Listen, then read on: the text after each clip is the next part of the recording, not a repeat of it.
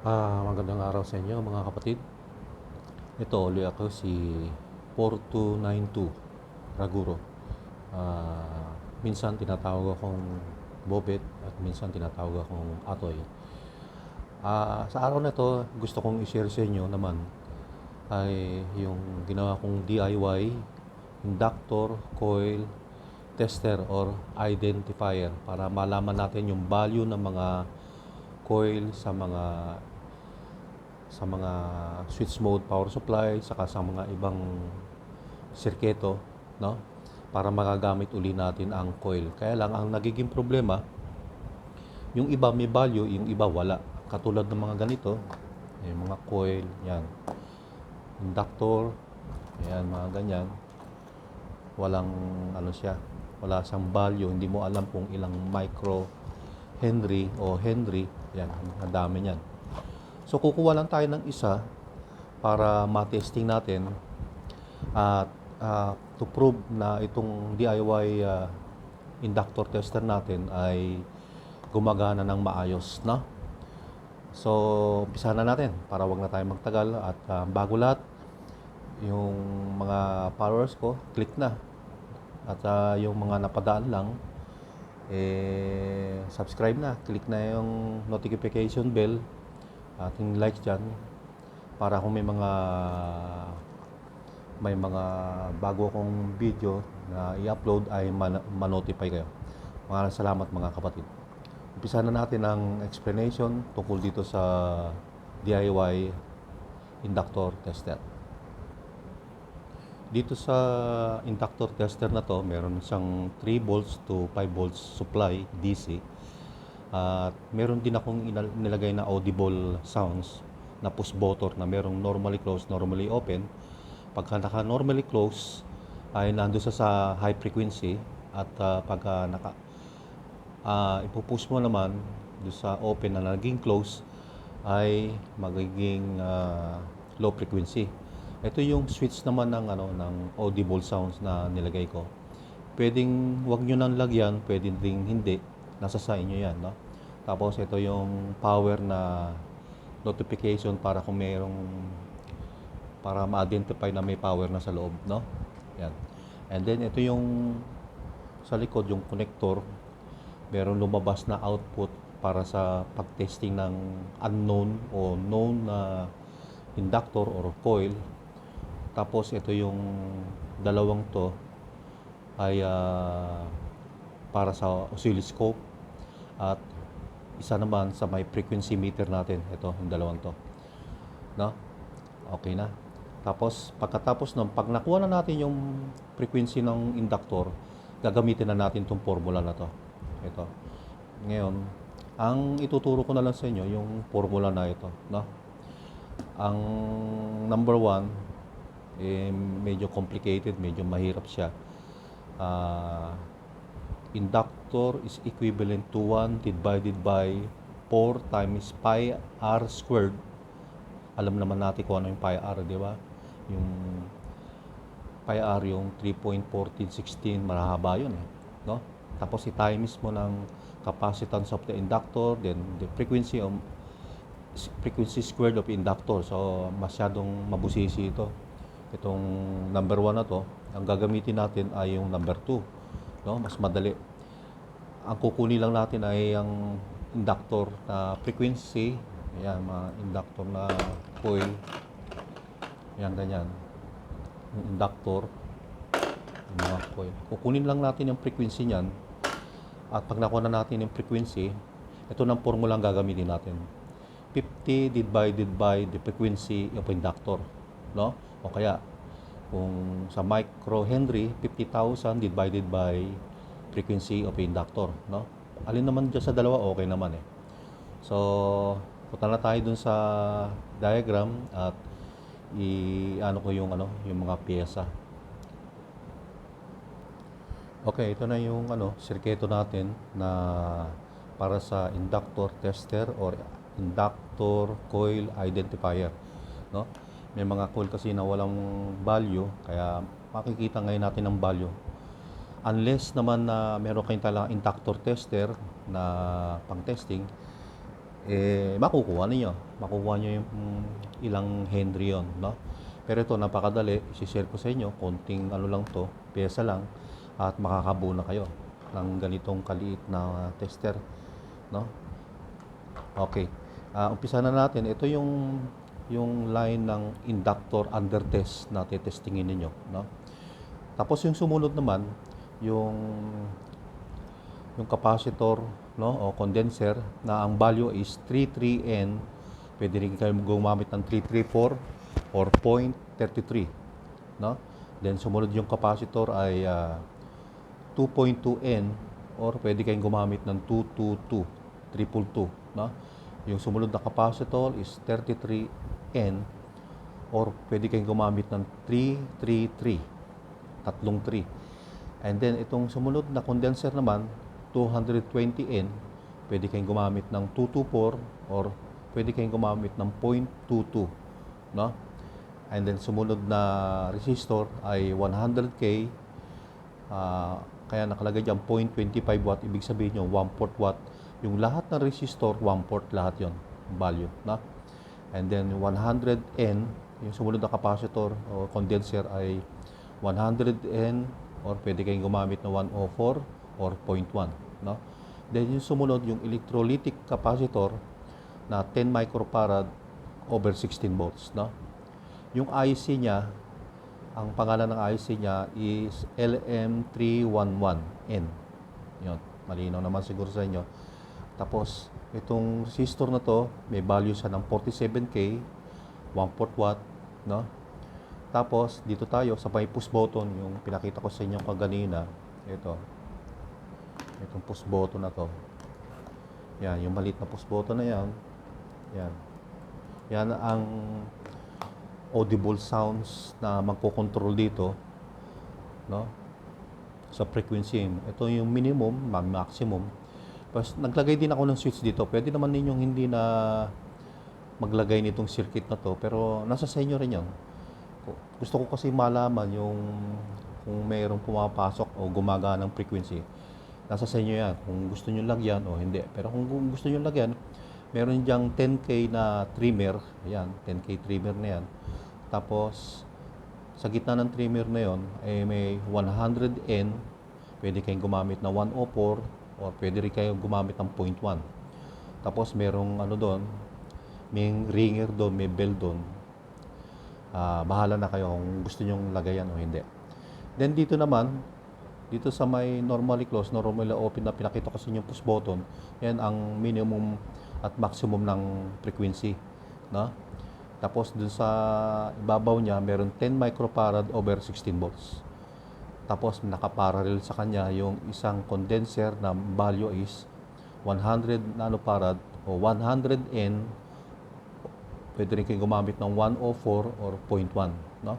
Then yung sumunod na sirketo, yung pyesa, 100K dalawa, 1/4 watt yan, no? And then yung sumunod na resistor, 1K, 1/4 watt. Then dun sa may power supply, meron siyang 100 microfarad over 16 volt. Tapos ito 100N or pwede kayong gumamit ng 104 or pwede rin kayong gumamit ng 0.1, no? Yan ang buong circuit. Napakaliit lang. Madali nyo ma-assemble ang inyong inductor identifier tester nyo. Dito yung supply ng DC, pwedeng mag-input kayo ng 3 volts up to 5 volts, no? Kahit yung supply ng cellphone, pwede rito yung 5 volts niya, pwede yan. Tapos ito yung paglalagyan natin ng digital na frequency meter sa kanyang oscilloscope, no? Yan. Ngayon, tatanong sa akin kung paano ba pag-assemble ng scope na adapter. Ay titingnan natin kung aabuti ng natin kasi medyo masyadong mahaba yung video, ba mainip kayo, no? Ito yung adapter ng oscilloscope, no? Kung gusto niyo mag-assemble, ito yung dalawang clip, no? Maximum na voltaheng papasok diyan dapat 12 volt DC lang, no? Tapos meron trimmer siya na 10K. Yan, 10K. Meron akong nilagay na 10K yan. Yan, yan. 10K trimmer yan. Ito. Then, naka-series sa kanya is 1K na 1/4 watt. Tapos, ito yung ano,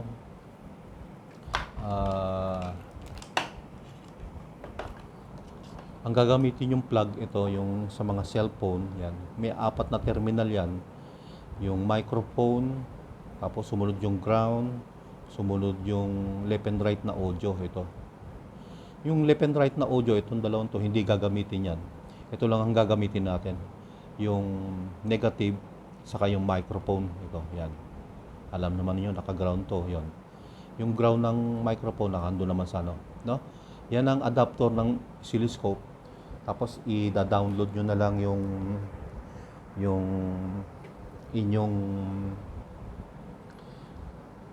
oscilloscope na software. Pwede nyo i-download sa mga luma nyong tablet, sa mga luma nyong cellphone, no? Dito sa Play Store. Ito ang Play Store. Diyan nyo da-download. Tapos pag na-download nyo na, ito na yon, yung software niyan, magagamit nyo ng oscilloscope yan. Ayan na, no? Gamit nyo na. Diyan lalabas lahat yung mga dyan, mga trigger. Libre lang yan sa Play Store. Okay, punta naman tayo dun sa may ano, sa may testing. Ito na, naka-setup na lahat yung ano, yung arrangement ng ating ano. Ito yung out ng ano, ng inductor under test. Ito nga, kumuha tayo ng isang inductor na known value, no? Na ang value niya is 223. Tapos ito naman yung pinaglalagay ng oscilloscope, nakaparallel din sa frequency meter natin. Yan lang, no? Testingin na natin. Then ang importante dito, dapat magkapareho yung oscilloscope saka yung frequency meter natin para malaman natin na kung gumagana ng maayos tong ating DIY inductor tester. Ilalagay na natin tong frequency meter, no? Yan. Tingnan natin kung pareha sila. Lalabas naman yan eh.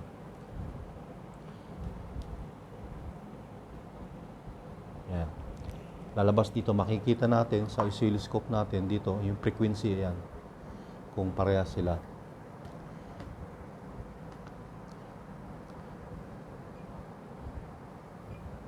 Yan. Ngayon, ilagay naman natin yung ating power supply. Ito yung power supply na pwede kayo mag-supply ng 3 volts up to 5 volts. Si-switch na natin. Ayun, meron nang siyang power. Yun, lumabas na kagad ang waves, no? So, nakalagay dito is 2.187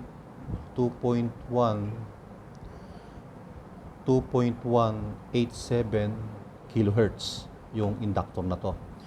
Sinasabi ng frequency meter natin. Then dito naman sa scope ay pareho siya na 2183.41 or something frequency ay hertz, no? Dito sa kabila is kilohertz, dito naman ay hertz. Pareho sila. Kaya kung i-round out mo lang ng 3 points yan, 3 ano, magiging 2.1 din o kaya 2.2 yan, no? Yan.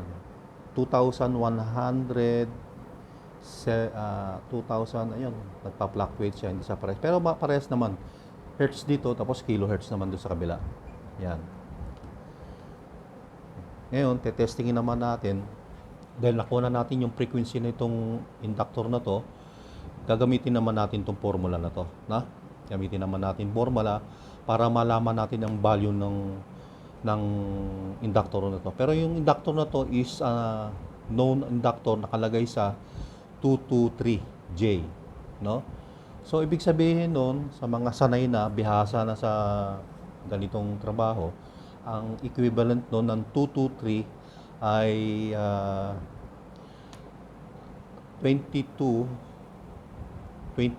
millihenry or 22,000 microhenry. Para patunayan natin na talagang totoo tong value na to, pupunta tayo dun sa may internet, no? Punta tayo.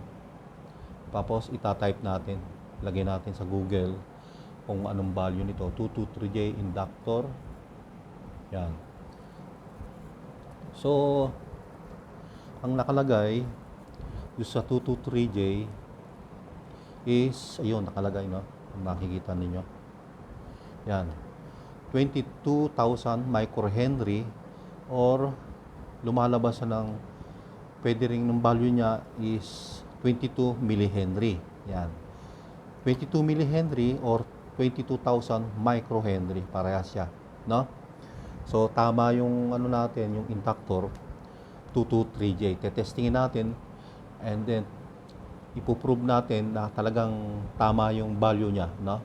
Pamamagitan ng formula na to. Nakuha na natin yung frequency nito sa frequency meter na ang value niya is 2.188, hindi siya stick, no? Nagbabari siya, nagpa-fluctuate. Tapos dito rin ay 2,200 something, no? Balik tayo sa oscilloscope natin. Yan. Kukunin natin, no?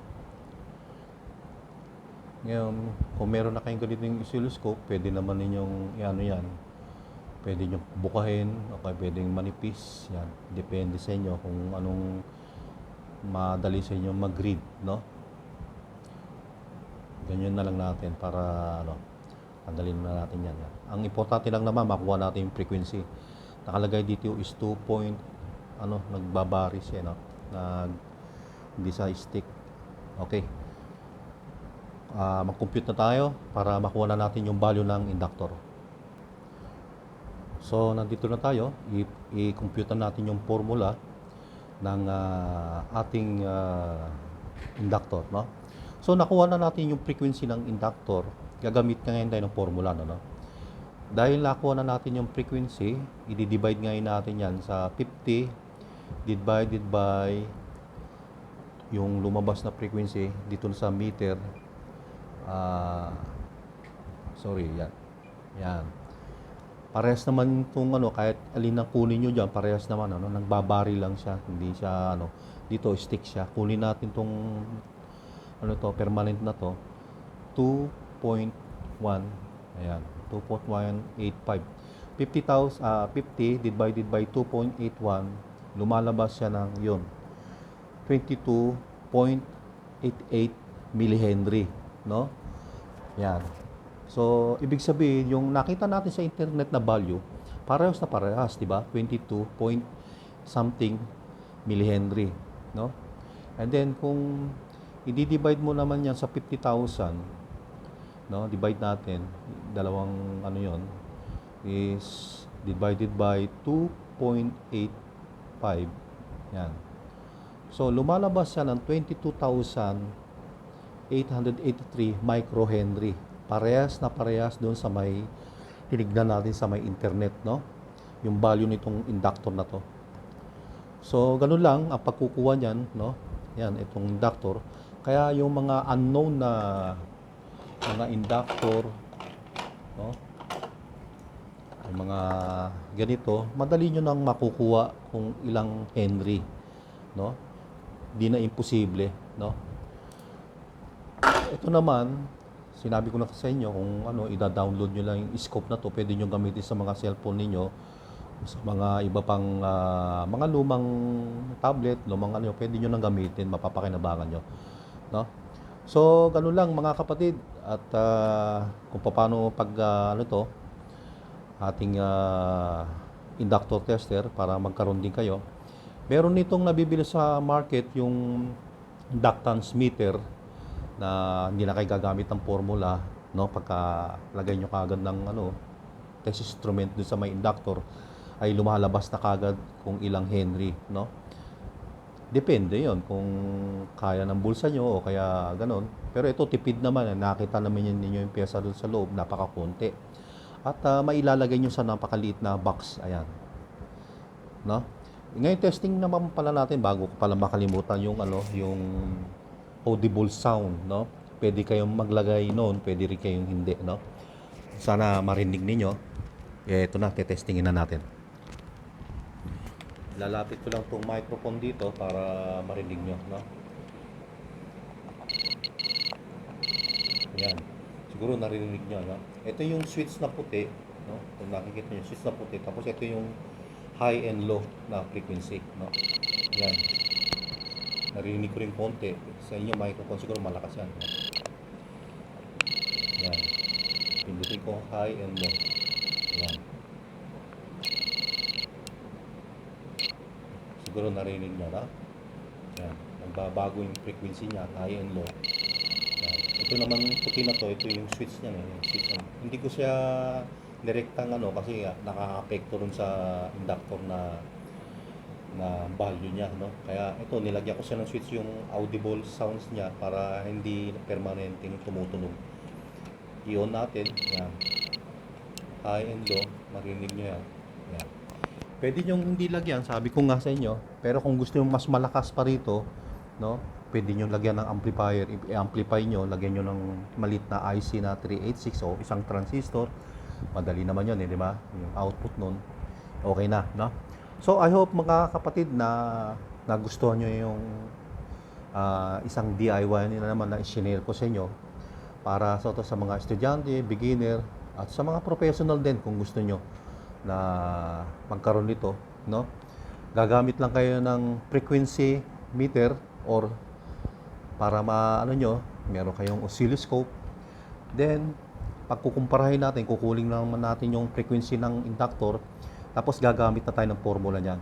Pwede kayong gumamit ng 50 divide ng frequency ng inductor or 50,000 ang magiging value nyo, microhenry, divide mo ng frequency ng inductor. Ganun lang kadali yun, mga kapatid.